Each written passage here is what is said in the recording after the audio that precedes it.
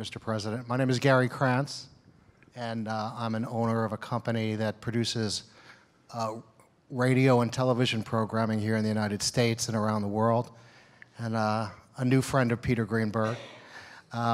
What role did the media and the press play in the renaissance of your country and uniting the country forward? When we look at the history, and especially the history around the genocide, I think the media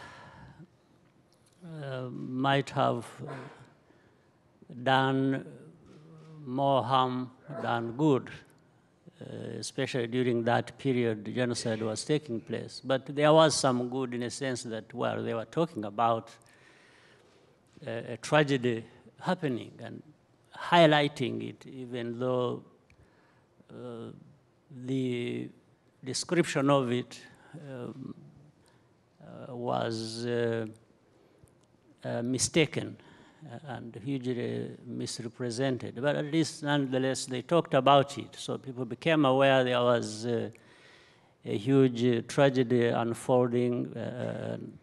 They were giving it all kinds of facts and wrong facts as to the cause and sometimes as to exactly what was happening and probably the remedy to that.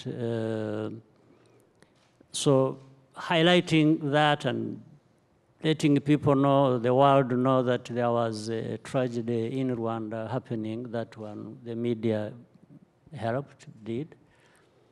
In misrepresenting what was happening or apportioning responsibilities, I think there was a lot of damage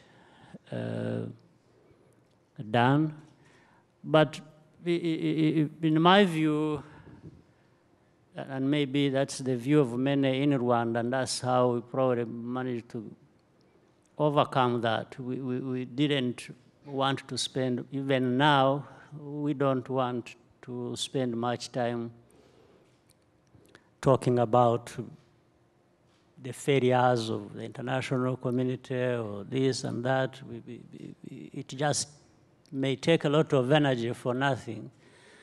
We know what happened, we know what caused it, it's a terrible situation, but above all, we've got to get out of this and live for a better future and work towards that, and that's what we have tried to do in Rwanda. There is lots of